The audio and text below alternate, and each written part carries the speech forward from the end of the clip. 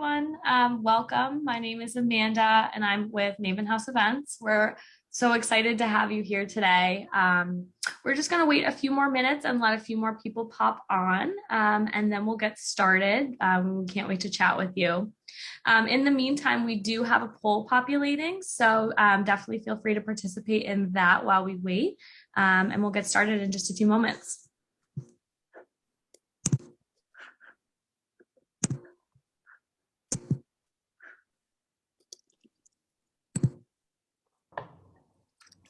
Okay, so while everyone is still joining and finishing up the poll here, I just wanted to jump in and tell you guys a little bit about Mavinhouse Events and our different partnerships. I'm Ashley, by the way. I'm the North Shore-based planner. We believe that wedding planning should be an experience that fits into your life, not the other way around. So we have several different partnership levels that you can sign on for. To kind of help with whatever you may need in the planning process. So partnership 1 is our most comprehensive engagement, where we help you design and curate your event from the beginning. So that would be something like you got engaged last week and you have nothing done yet. So you need help finding your wedding venue, all your vendors, and we can kind of sign on and help you with that from moment 1. Partnership 2 might be you found your venue, maybe you have a few vendors in place, but you really feel like you need help kind of with the rest of the vendor search and really help with like the design process and bringing that to life. And then partnership 3, maybe you want to be a little bit more involved in the planning, and these are things that kind of excite you and you want to be a part of. And maybe you have, most of your vendors, but you need help just kind of pulling it all together in the end. So partnership 3 is something that would be able to help you with there. And then I'm going to pass it back to Amanda, and she's going to tell you a little bit more about Mavinhouse Events in general. Okay, thank you, Ashley. We're actually getting quite a few responses coming in, so I'm going to leave the poll up for just like one more moment. Perfect. So in the meantime, yes, so thank you, Ashley, for chatting about the partnerships that we offer. So Mavinhouse Events, if you haven't heard of us before today, we are a modern event planning company, and we specialize in super personal and very unique celebrations. So we plan weddings, corporate events, even intimate micro weddings and brand events as well. So there's really nothing that we can't do. We're located all across New England, as well as the New York region. And then we're also expanding across the country, which is really exciting for us. So what does that mean? Essentially, we are a reflection of your style and your taste, depending on where your market is. And we match this pretty much with how the production of your wedding comes to life. And we are true experts of not only just weddings, but the region that you're in specifically. So me personally, I work here in the Boston market. I was born and raised in Wellesley. I didn't go very far for, university. So I've been working in events specifically for 8 years, in Boston for 4.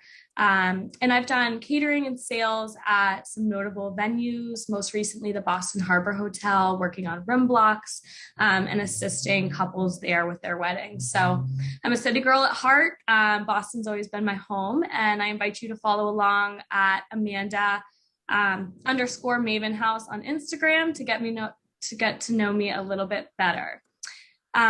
So before we get started, I'm going to go ahead and end the poll. It looks like we've received almost all of our participants' answers.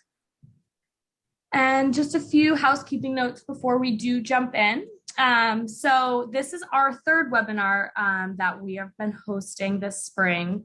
And this is actually a special one. We have a special guest with us, Sam Finigan from Gus Ruby Letterpress, one of our favorite stationery designers in New England. You've most likely been to one of their brick and mortar shops because you can't not stop in when you walk by it.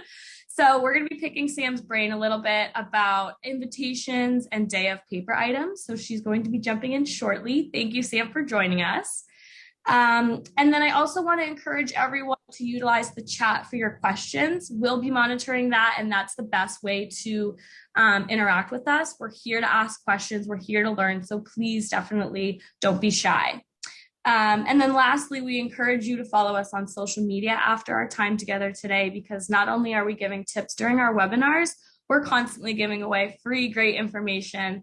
And then if you're interested in getting to know us more specifically about your wedding, we can chat with a 30-minute free consultation, which you can book right on our Mavinhouse website. So that would absolutely be a great next step if you are interested in hiring a planner for your wedding or just learning more. So with that, I will kick it off to Lindsey. If Lindsey would like to chat about where you're located.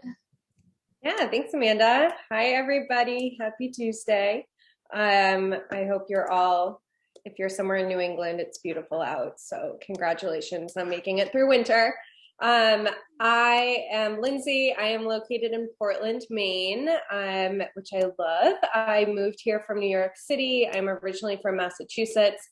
I went to school in North Carolina, so I've been a little bit of everywhere throughout the East Coast. I worked in catering, sales, and event management for a long time after college before moving to New York City, where I worked also in catering and then to event sales at a venue. And then I started with Mavinhouse. So I really love working on weddings at non-traditional venues, everything that can be tented, or if it's a restaurant celebration, things that are a little more unique, really kind of motivate me and keep me excited. So a little bit more about today. I know you all signed up for this very specific webinar, which we'll be discussing. It's very top of mind, the last few months of planning. So we know they can be super stressful. There's so much that goes into the planning process, and then so much of what goes into the planning process can't be done into the last 3 to 4 months.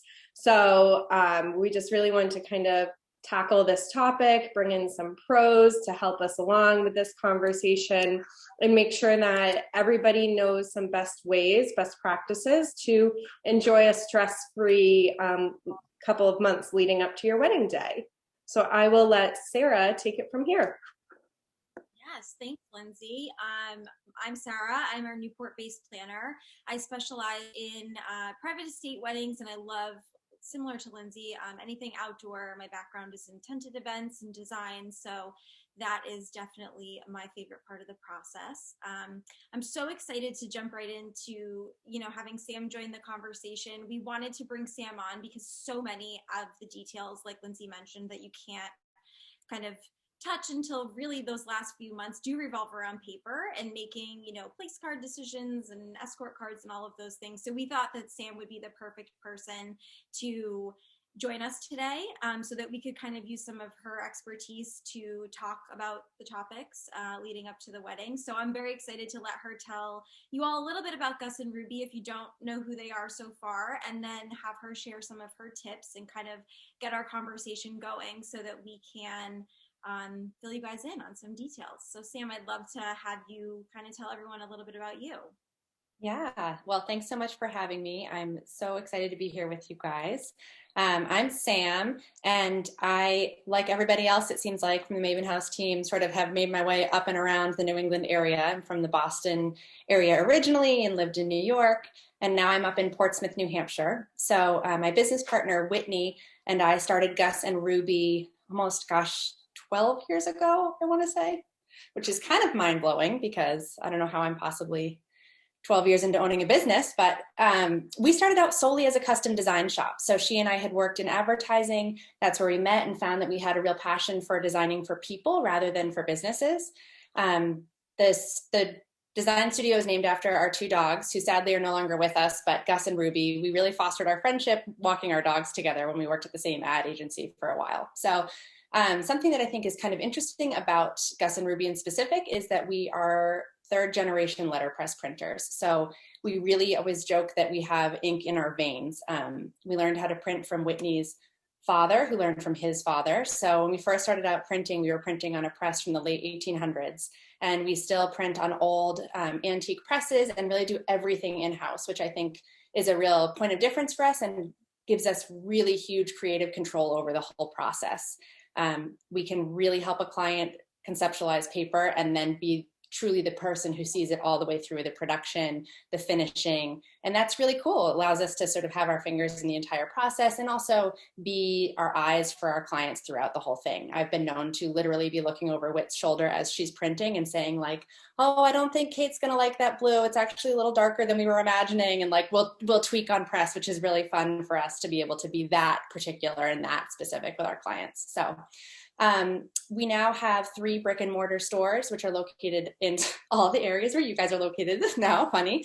We've got a store in Portland, Maine, Portsmouth, New Hampshire, and on Beacon Hill in Boston. So it's been a real sort of labor of love, organic growth. Sometimes Whitney and I look at each other and go like, gosh, how did this happen? Just started out with the 2 of us printing in like her dad's garage, and now here we are. So it's pretty fun. We're super glad to do what we do all the time.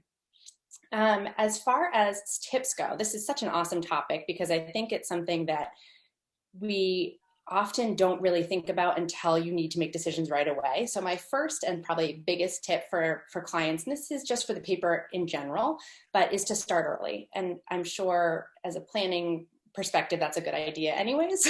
But with paper, we're always like, the worst thing that can happen is that we get a design that everybody's super excited with, and then we have to pause for a little while to get final details worked out. That's no big deal. And really that's like a best case scenario for people because they get to be calm and relaxed throughout the design process.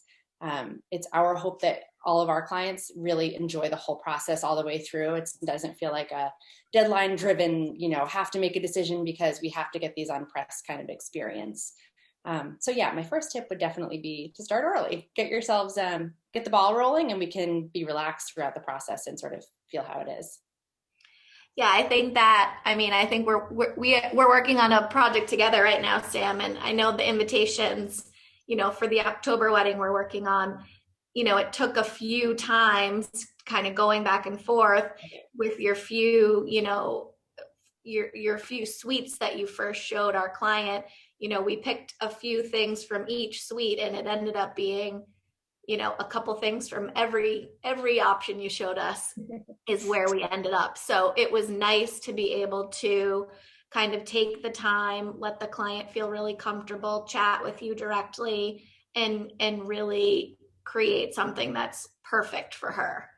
Totally. I totally agree, Ashley. And I think that was a good example of a project where I'm so glad we've had the time because I felt like we were able to really collaborate on things. And I always try to remind clients that it's natural and normal and you should anticipate needing to go through some rounds of revisions, that this is how we come up with something awesome is we show a lot of different designs or different unique elements and match to create something perfect for them. So if you have that time to really enjoy the process, it's just such a better experience. And as far as timing in the day of stationery, it's always a little trickier because it is stuff that happens later in the game. I mean, a lot of people don't have their menu tastings until quite a bit later in the game, so it's hard to design a menu. But again, we would always encourage clients that, let's start the design process and we can use dummy text in the beginning that we, a menu generally has some pretty similar components to it, or escort card ideas that let's get started. We can always use a full guest list. And if in the end you have to recycle 10 of those cards because those guests didn't show, that's a pretty small price to pay really in the grand scheme of that relaxation and not feeling like you're waiting until you have your last RSVP in your hands before you can make any decisions about anything. So that's really. I totally. I think also this is a good point. Obviously, you guys are custom stationers, and clients are working with you guys to come up with the artwork. But I do think that who's not working with a custom stationer as well, just to still start thinking about doing their own design process on their own. If they're working with a semi-custom partner, where they're kind of more plug and play, still thinking about what they want those pieces to look like when they're really conceptualizing their design from the very beginning. So they're not like, okay, shoot, I need to order my menus. What do I want those to look like? At least you sort of already know this is the vision for them. And all I'm doing at that point is plugging in those logistic, type things like the text and, maybe it's your guests or whatever. But I do think that, of course, we love working with you guys and custom partners, but there are definitely folks who choose to to go a different route or for whatever reason. And I think that the tip certainly still applies, that you probably should be thinking about that much sooner than you might think. And really, like, quantity is just not a huge driver in cost. So especially for things that are so specific to guest list count. So that's like escort cards, or we have people who are doing welcome bags and they want itineraries and schedules, and they'll hem and haw over, sending something to print because they don't have their final count yet. And they don't know if they need 40 or 45 schedule of events cards. And I'm always like, let's just print the 45 because it's going to be, $20 difference really in the grand scheme of things. And you'd always feel better having them. So that's always a good thing to sort of take off your shoulders, is I don't need to have my guest list exactly nailed down before I can even not only design, but even send things to print if need be, so that you have them in hand. That's always more comforting. Rounding up in general, I feel like, is just, oh yeah, you should be doing that anyway. I mean, something spills, something rips, something whatever. So I mean, there should always be that buffer so that you have some extra pieces on hand. And so we definitely are always planning for that with our clients. Like, we're not waiting for those exact numbers. We're definitely wanting to make sure we have extra. And then you have them to kind of keep if it's a keepsake or things like that. You want to make sure you have enough. Maybe your family wants to keep a menu. If you've spent all this time designing it, maybe it's a souvenir at this point. So I think that's a good point too.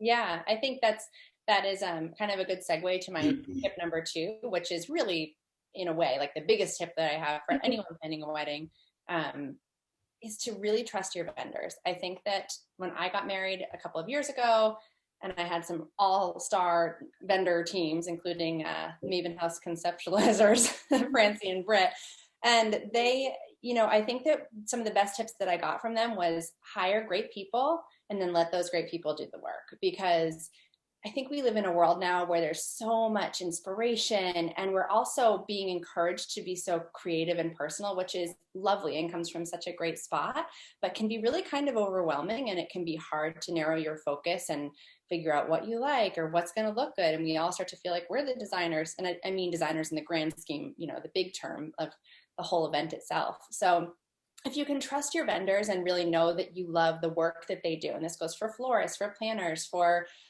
anything, photographers, for stationers, you're going to get a better product. Certainly in the terms of stationery, like I always tell clients when I'm meeting with them that really, I don't even want to talk about stationery when I first meet with you. I want to talk about who you guys are. I want to talk about your love story. I want to talk about what is it that your like hopes and dreams are for this weekend day.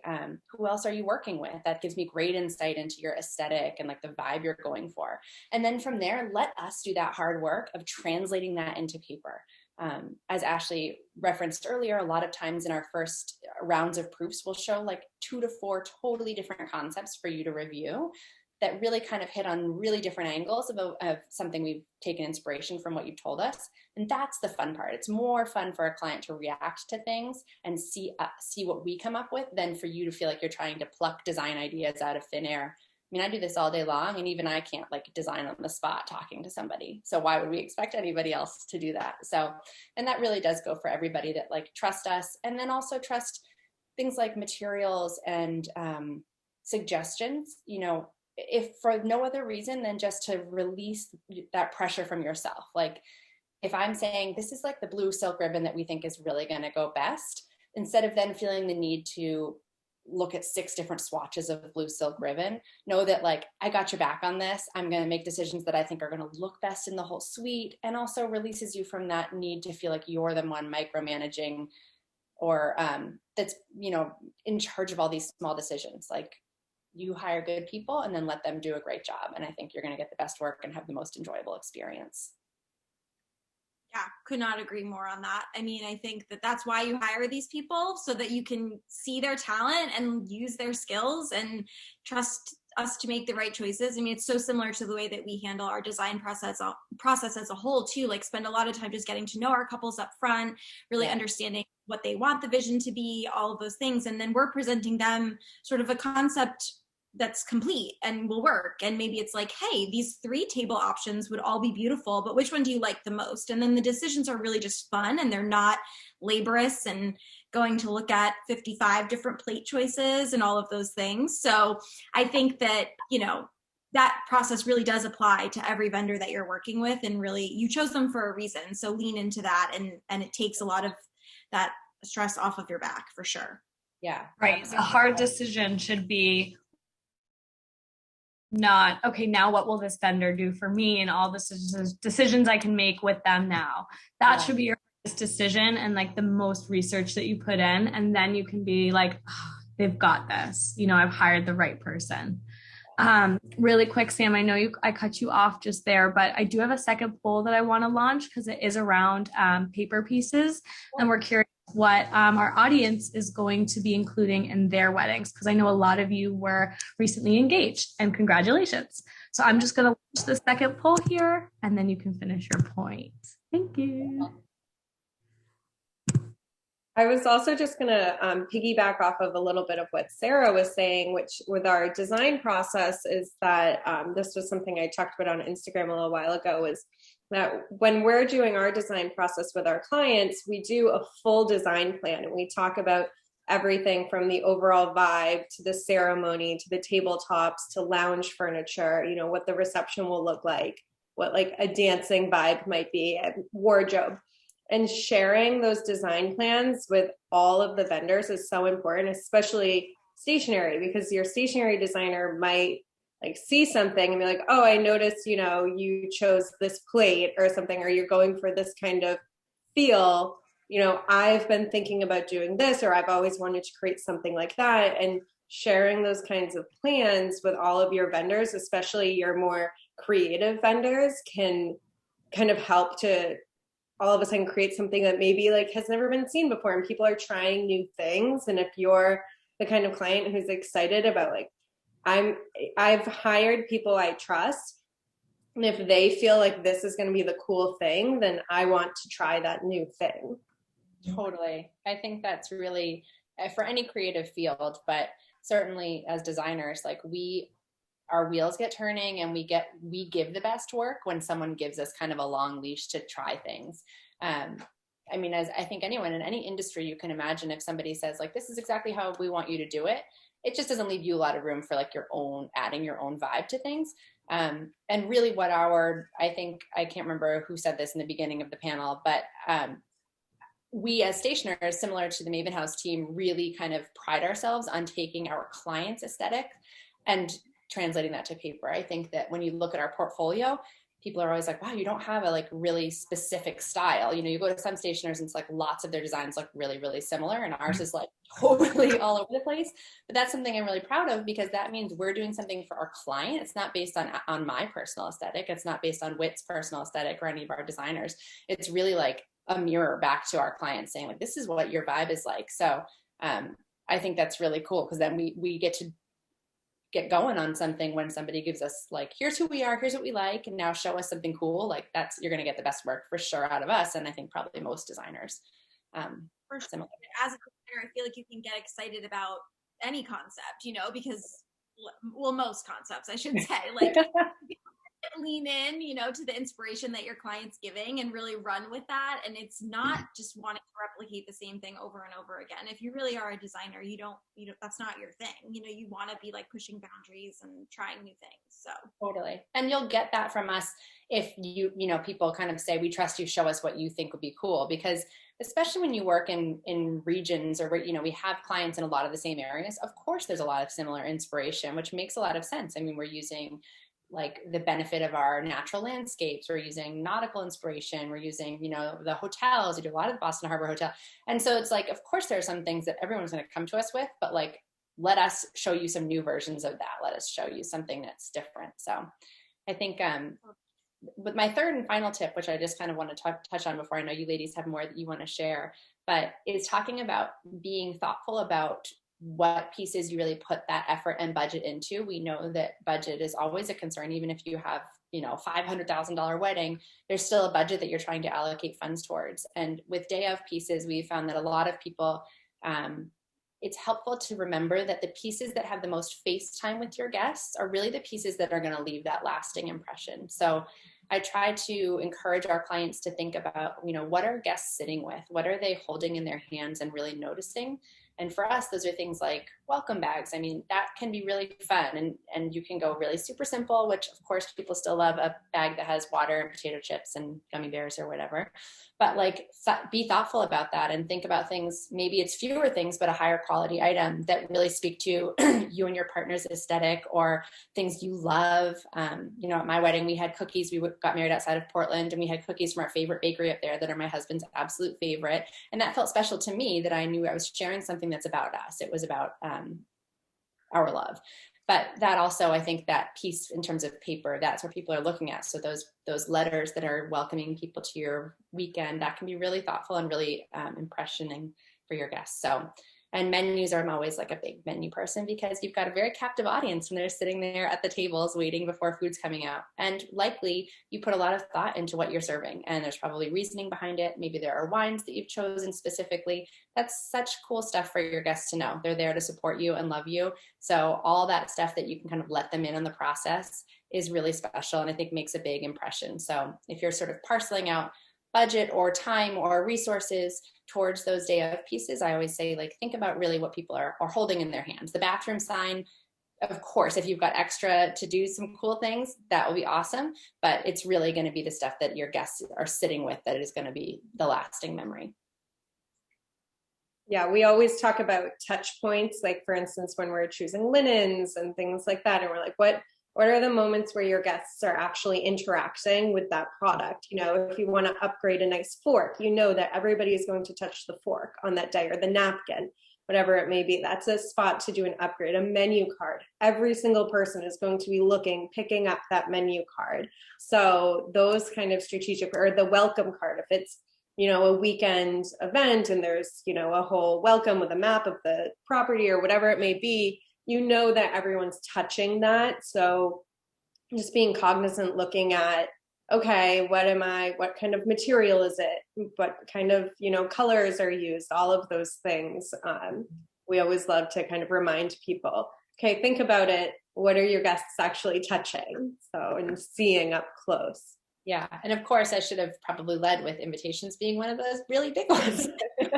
It's the first thing that all of your guests see. So it really, I know it's a little bit of a, you know, worn down adage at this point, but it is really the first thing that your guests interact with, are save the dates and invitations. So make sure that those are representative of what you want the wedding to feel like. You know, we always say to our clients that we want your guests to open the invitation and get a sense of like, wow, what's this event going to be like? It can be super inspiring for a travel destination wedding to be like, okay, I'm getting excited and I want to make this choice to go to this wedding, or that they're really personal and guests feel like they're being taken care of. And it's clearly about, you know, the love between the whole group of community of their guests and the couple. So that's the first and foremost, I would say, for us. Absolutely. That guest experience begins the second they receive their save the date or the invitation. Mm-hmm. So speaking of, so it looks like almost 100% of people are using save the dates and printed invitations for their upcoming wedding, which is great. I know save the dates are more popular and necessary now more than ever too, with just the constantly changing schedules we've been having. So one of the second most popular items is going to be menus, of course, printed response cards and printed escort cards. And then it looks like a handful of people will have other day of signage, and only a few welcome bags and gifting bags, which seems to be a trend as well. People are kind of shying away from those in an effort to just sort of keep things, you know, stress-free. And I'm going to touch base on kind of how your hotel can help you out with those gift bags as well a little bit later. But yeah, I just wanted to share those responses so that everyone here kind of knows what other couples are going to be utilizing for their wedding too. So speaking of menus and getting those final guest counts, I think, Lindsey, that would bring us right into your topic nicely, which is kind of what to do with your caterer and kind of how to compile all of that while collecting your RSVPs. Did you want to jump in and talk about that? Yes, I'd love to. And I'm so happy to see, you know, the results people are reporting in, and that people are prioritizing day of stationery in different aspects. I did just want to thank Sam for coming today. we'll let you go. I mean, if anybody has a question right now, I think it's a great time. We can spend the next 5 or so minutes. If you have, you know, an on topic or off topic, whatever, if it's about stationery, if it's about one of the brick and mortar stores, I have a puzzle right behind me that I purchased at their Boston store a couple of weeks ago.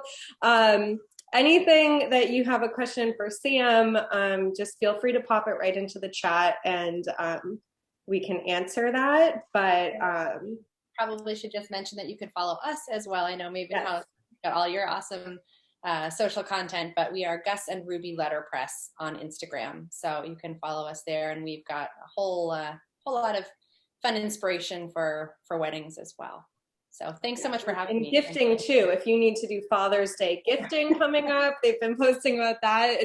I swear, guys, you know how Instagram kind of categorizes out like who, like the stories that come up front of who you most look at? Gus and Ruby's always my top 3. They just post it. I mean, you guys take all of my money and I'm not even offended by it. So. Thank you. Thank you so much, Sam. This has been really great. Thank you, Sam. Thank you, Sam. So I will start going into a little bit of, I know we talked about menu cards, and so that kind of brings us into a little bit of communication with your vendors and including your caterer. So you'll need to confirm your menu and all of those details, of course, after your tasting. And then making sure, just being in close communication with your caterer about getting those final detailed numbers, all of those items, so that you know you can then translate those back to other decisions that are being made. Floor plan, you can do anything from, you know, you want to communicate that floor plan so you know exactly what kind of table numbers you need. You know how many tables are going to have, you know, at table 4, there's 4 beef and 5 fish options or whatever it may be. All of those details need to be communicated back to your caterer, and they need to be communicated anywhere from 10 days out to 20 days out. It varies by caterer. So making sure that you know from the beginning, read the contracts, when is that deadline? Because that's also going to bounce back to when are you getting your RSVPs by? And I always like to say, you have your RSVP date, and then you have 3 to 5 days after that of actually getting in touch with people saying, why didn't you send your RSVP in? So you need that little buffer period, because then you need to get your final count over to your caterer. You need to figure out your floor plan, get that floor plan over to your florist so you know how many arrangements you're ordering, and just making sure that you're communicating very closely with all of your vendors in those final months, making sure that everybody has all of the information they need up front. And then it's just going to be so much more successful when you actually get to the day of. And that's something that, I mean, we could talk about how we sort of handle that. If you're working with a planner, that's something that up front, when we're gathering all of your contracts and we're walking through all of that with you, we're setting up those deadlines so that, you know, we're not scrambling at the end to be like, when do we need to report all of these things, that you'll know very well ahead of time, you know, and we'll of course work with our stationery partner, whoever that is, to set an appropriate RSVP deadline to definitely give a buffer, because I think that people often underestimate, you know, you kind of fall heavily on our clients' shoulders because we can't really make your seating chart for you. You know, you need to kind of work with the actual information that you get from your guests. So we want to make that as easy as possible and give you enough time. You don't want to be giving yourself 2 days to make your seating chart. If you can give yourself even a couple of weeks, it's a lot less stressful. So just thinking about those things ahead of time is what our job is to really make that roadmap at the beginning of the planning process. Again, going back to our tip of starting early, I think, you know, just mapping out how you're going to work through the entire process and making sure that you're giving yourself a comfortable amount of time, because you're wanting to also be enjoying these final months and having some downtime and not working on your wedding every day leading up to your wedding. So we will look at all of that information and set that up. Or even just getting ahead of some things in that way. For instance, I have a wedding in July, or just the other day, I was like, well, you have about 20 people plus ones in your bridal party. We know 100% they're all going to be there. Why don't we just start building out those tables? And you know your immediate family is coming. So just start assigning those seats, because then you can just, they're coming. They have to have a seat, they have to have a table. So if you just start picking away at those things that you know are definite, it's going to help you a lot more down the road when you're closer to your event day, being able to like, okay, now we got to put, cousin Susie and her plus one over here, whoever it may be, and allows you to be a little more thought provocative towards, making those decisions in a more timely way, less stressful, by just taking a step back and saying, what do I know and what can I do now? And then what has to wait? And like Sarah said, when we're on board and we're part of your vendor team, we're helping you out so much in that, of being like, what do we know? Do we know that mom has a shellfish allergy? Okay, were you planning to serve a surf and turf? We can already communicate to the caterer, mom can't eat that. Okay, so she's a key player here. We need to have a special meal right for her. So all of those things come into play, and just being so open with your communication throughout the process of planning, and just kind of picking away. So again, it's just not going to be so stressful towards the end. I think something else to think about too is like, we talked about starting early. Most people are engaged for 8 months to a year and a half, 2 years. Like, put the time in while you're planning. You're going to plan your menu after your tasting. You're going to design your invitations. Once those things are done, you should trust your gut, and that those are done, check it off your list and move on. When we're now communicating final meal choices and invitations are going to print, that is not the time to second guess yourself and want to start to like change your menu or redesign your invitation. It's like, we've done that. Everybody loved it. Now we're in like the nitty gritty final months, and there are a lot of other things that you're going to have to be kind of on top of.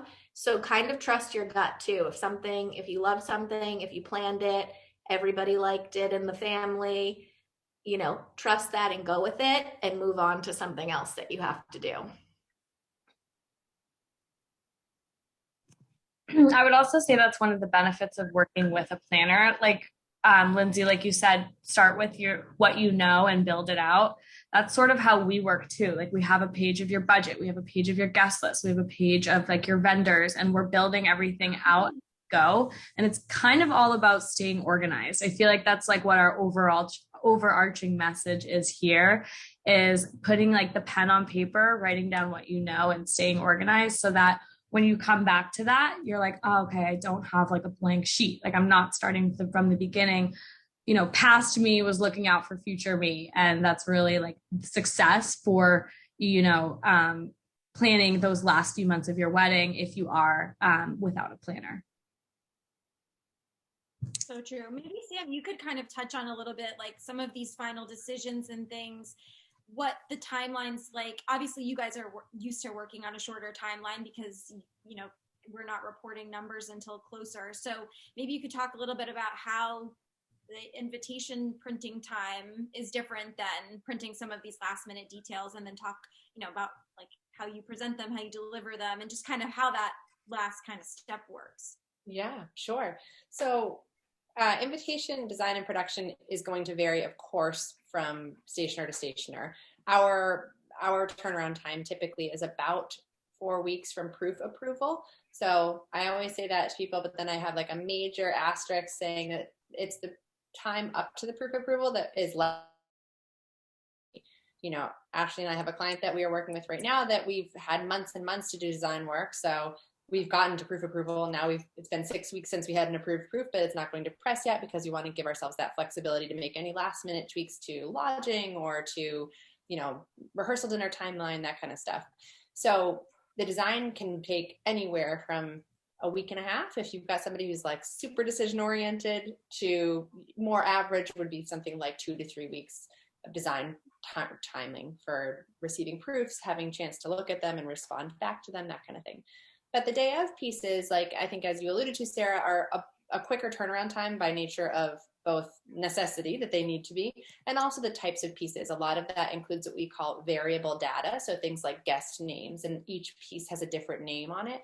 That's often done using digital printing because it can be switched out with major cost implications. And digital printing is a faster turnaround time. You don't have to have custom letterpress or foil plates made. You don't need to, often order really specialty cotton stock or handmade stock. So turnaround time for those pieces is often much quicker.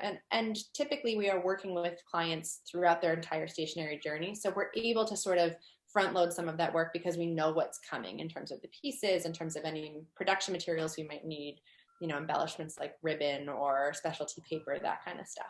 So I will say, though, that we do still need several weeks to do things. So when clients come to us and they say, I need my escort cards in a week, that's usually not something our group, and we're a luxury custom design studio, so we're not a FedEx or a Kinko's that can turn things around in 24 hours. So there is that's what I was sort of hinting at, the escort cards.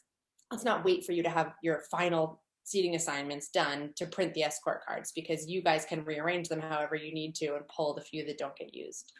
Does that answer your question a little bit? Yeah. Sure. Okay. I mean, I think it goes back to kind of what you were saying, Lindsay, too. There are just some things that you have to wait to do. And so we're equipped for that. And I think that kind of what I'm getting at too is that that's part of the conversation. Like, you'll tell us ahead of time, this is when I need that information. So that's another layer to those final details, and knowing, okay, we need to get all the RSVPs by this date, give the counts by this date, and then we need to tell Sam what to print by this date. And so ahead of time, making sure all of those deadlines are lined up, I think is definitely makes things so much less stressful, that people aren't chasing you for answers, that you're proactively able to give those answers by the dates that people ask for. And so I think that just what you said about like being partners, having a planner, I just, again, as like just a former not too long ago bride, that was definitely, having a planner is the best thing you can possibly do for yourself, I think, in terms of the benefit that planners bring outside of the obvious things. But just what you said, that you have partnerships with vendors that allow you like a little bit of that inner circle access, and maybe I certainly know that we have planners that we will bend over backwards to get things done for, because we have a relationship with them. And it's, it's natural in any industry where we become friends with them, and we have, the ability to really, like, people will text me at night and be like, oh my God, we just heard this is happening. And they have my text, they have my cell phone number to text me. And it's a very personal thing. Of course, we would do that for any of our clients that we could. But if you're working without somebody who's got those sort of ins, that can be real benefit, I think, that relationship. We definitely touched on that, I think, in one of our last webinars. We touched on that a little bit, like the inner access, which definitely is a bonus. It's real. Yeah, it's a real thing. Yeah. Awesome. So next, I do want to dive into like how to make sure that the guest experience doesn't sort of fall into an afterthought. And this can really be around sort of paper goods as well. Like we said, the guest experience starts when they're, opening the invitation, and you're really kind of setting an expectation there.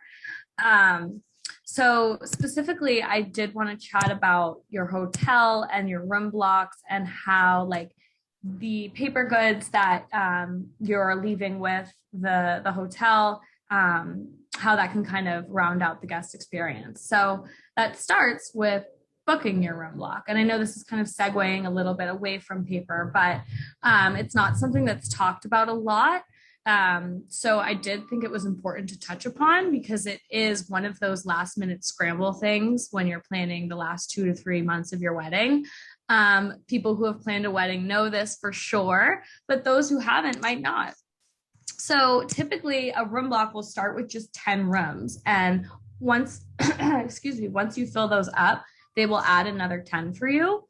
It takes forever for people to fill up those first 10 rooms, however, because save the dates may not have even been sent out yet, or invitations. But this is your opportunity, in my opinion, to book rooms for other people. So many times we're like, okay, mom, will you book the room? Like, get your room before it fills up. And mom doesn't book the room, but she's one of the most important players. So I highly recommend sending a list of who you absolutely know will be staying in the hotel, the kind of room that they'll be needing, and just send that off to your hotel to begin the room block and start filling it up. That is how you guarantee your rooms, because if the hotel begins to fill up, they'll just say, I'm sorry, we can't add another 10. We're at capacity, even though you were there first. So that's definitely something to keep in mind, especially here in the city of Boston or wherever you are. I worked on a Newport, Rhode Island wedding for Labor Day weekend. Hotel rooms were $700, to be in that area. That's something to consider, is what's happening around the hotel and your venue at the same time of your wedding. So another kind of example is actually my sister is getting married in Walpole, and they've had to postpone it quite a few times. And Tom Brady just announced that he is returning to New England that weekend of her wedding. The hotel's already booked. The price of the hotel is like, the Renaissance is like $800 around the corner. Like, it's chaos. And so that's just a great example as to how, like, you don't know what will be coming. And so getting ahead of the game, starting early, and booking rooms for your family members. And then you can always just cancel the room. There's no credit card payment that's down yet. So that is definitely a great way to secure success for those last minute scrambles with your RSVPs. Yeah, I'll say that the hotel room block was like the most stressful part of my wedding planning. Mm-hmm. At some point, I just had to say to myself, like, if these people don't book a room, they're adults. They can figure out a place to stay, and they can figure out a way to get to the wedding. I can't worry about this anymore. Like, there's just some things that you have to just put out of your mind, and you cannot keep stressing about it, because it's going to you're going to drive yourself nuts. And it's one of those things you're relying on your guests for, to kind of help create their own experience. Because if they are scrambling last minute, they're like, oh, hotel prices are so high now. And it's unfortunate, because, you did provide options and try to make things easy for them. So yeah, that's a great point, that was like the most stressful part. It's something so unexpected, but something you've never done before typically. This is a little bit of a non sequitur, but it just made me think in terms of like funny little stationery things that people I think do or stress a lot about, and then in hindsight probably are not super necessary. An attire line, like we have so many people who come to us and are like, what should we write for attire? And I usually ask, like, well, are you hoping for a certain look? And they're like, no, but I don't want Uncle Tommy to show up in jeans. And like, and I always, so what you just said, Ashley, is like, if Uncle Tommy's the type of guy who's going to show up to a wedding in jeans, it doesn't matter what you write on the invitation. Like, Uncle Tommy's going to show up like that. And also, if everyone else on your whole, guest list is going to know what to wear to a wedding, we shouldn't add an unnecessary attire line that's still kind of vague anyways, saying like, summer chic. It doesn't really, unless you want to do it for a design reason, but it's just like, you can't lead a horse to water. It's just, or you can lead a horse to water, you can't make it drink. So like Uncle Tommy, if he's the one you're worried about, like, hopefully get your aunt to like fill in, or your mom to be the bearer of bad news, but don't design your whole invitation around this, or, stress about room blocks if you can't get one person to book. Just a little aside. Absolutely. And it's important also to make sure that you're providing all of those items to your hotel prior to obviously your wedding day, like hopefully 2 days before, because they're putting together bags in some cases for you, or putting names on them, whatever it may be, and getting them ready to be dropped off by a concierge. But I personally think that gift bags are nice. Working on the hotel side of things, a lot of couples didn't want to do them because it was just a whole nother list of people and room numbers, and you're already doing amenity baskets. But as a guest, it is kind of it's just nice, because you're touching down in the hotel, and there should be something that feels like in the room as they arrive. So the other tip I wanted to touch base on, just in regards to your hotel, is communicating your vendor. Now, if you have a planner, this is something we would do on your behalf, but if you don't, it's definitely so important, because most hotels won't allow you to access the elevator without a room key, You do not want to be downstairs in the lobby in your rollers and your silk robe, letting your hair and makeup and your photographer upstairs. Not a great look. So I definitely recommend communicating who is arriving for hair and makeup, when they are arriving, how they are arriving, do they need a parking voucher, and do they know your room number, etc., so that security can let them in and it's a smooth, swift entrance and you don't have any delays, because we up and just getting ready and taking those photos can always have a little bit of a delay. So that is definitely something I don't want anybody leaving off of their 2 to 3 month planning checklist.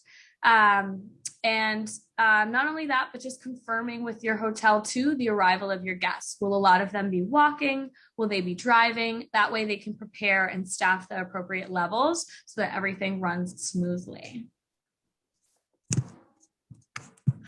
Okay.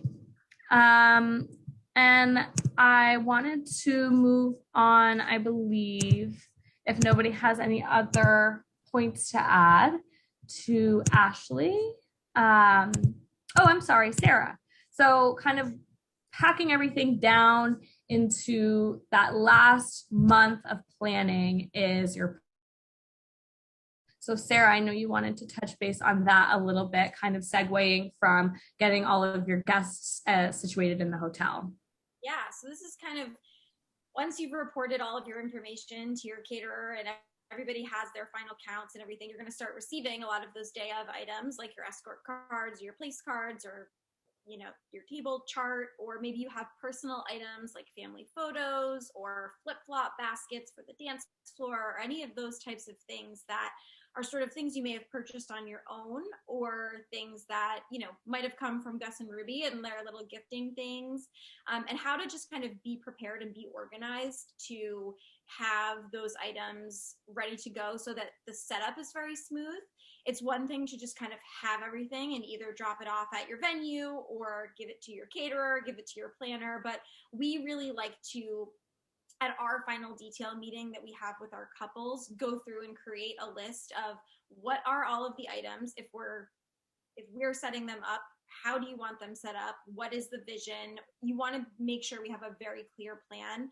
Surprisingly, even though a lot of those things seem very self-explanatory, they can sometimes be the things that people get fixated on, like, oh, that's not how I wanted my photos to look, or like, that's not how I wanted the candy set up to be, or whatever it is. So really just having a clear vision and either making a list on your own, or if you're working with a planner, talking through each of those items and really making sure that you've communicated what your vision is.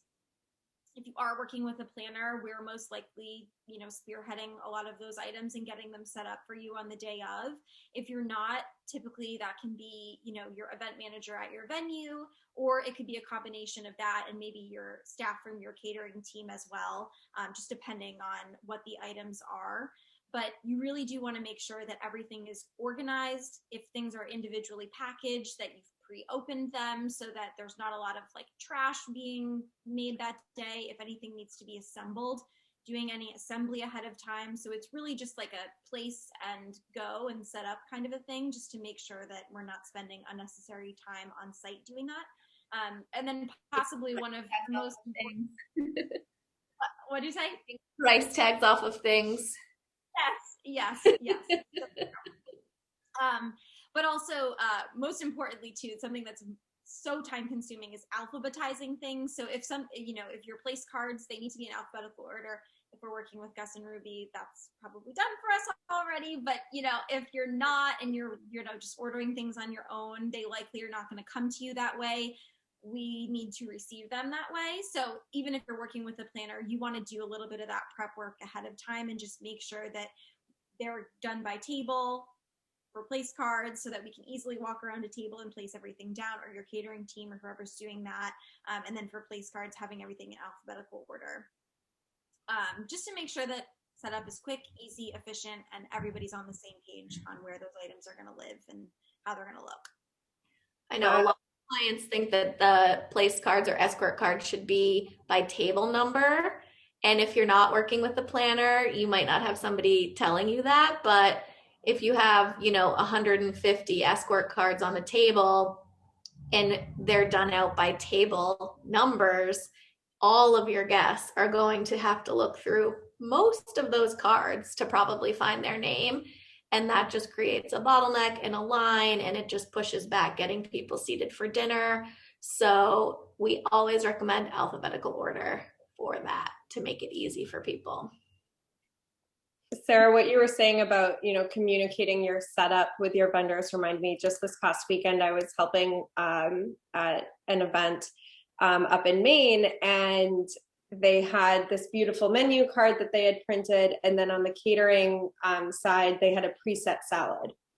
And the menu card was supposed to be sitting on the charger in terms of the discussion that happened. But the caterer was like, well, we have a preset salad. So like, what do you want from me? Are we just putting this salad on the charger, on the napkin, on the menu? Like, it was just this miscommunication that never got addressed beforehand. So think about like, okay, if you want that preset salad in order to expedite your timeline, for instance, that your guests sit down and immediately they have that.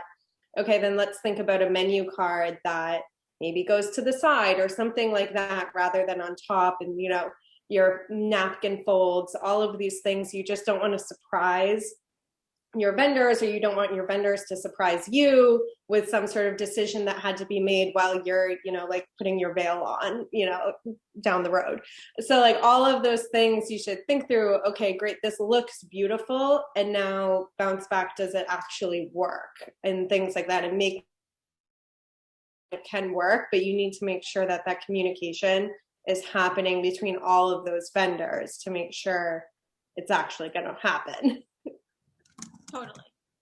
I think that's why we have those conversations in design meetings or mock-up meetings or things like that. And it sometimes feels again like, why do I need to decide how I want the napkin folded right now? It's like, well, right now you're thinking about it. So right now, let's just make the decision. If you want to change it, you can, but we have at least a base choice that if we never end up coming back to it, we know we have a logistically sound plan and no one's having to make that decision on site or bother you or come to you. If you don't have a planner, then, your caterer is coming to you to ask that question, which you probably don't want to be thinking. Oh, did we lose Sarah? No. Oh no, she's back. Oh, I'm back. Sorry, did I freeze? Oh. I think I got the end of your point though, so nice. Awesome. Well, if anyone has any last minute questions, absolutely, please feel free to pop them in the chat. I know we are about to wrap up. We did say that the webinar would be an hour. You're also welcome to DM us. Like I said, you can absolutely schedule a consultation on our Mavinhouse website as well. If you just want to talk about your wedding or you're curious about hiring a planner, it's low commitment and there's nothing but knowledge to be learned from that. So thank you everyone for joining us today. We absolutely appreciate your time. Thank you so much, Sam, by the way, for coming and kind of shedding light on all of your knowledge. I can't wait to visit the Beacon Hill shop here in Boston too. But thank you everybody for joining us. We'll be in touch as well with a recording of the webinar that we've had today in case you missed anything or you wanted to send it to any of your friends who happen to be getting married. And then of course, we'll be in touch with more future webinars. So definitely keep an eye out for those as well. And you can sign up for our back of house newsletter on our website. So thank you again. And please enjoy this gorgeous day that we're having here in New England and take care. Thanks again, Sam. Thank you. Bye. Bye everyone. Bye.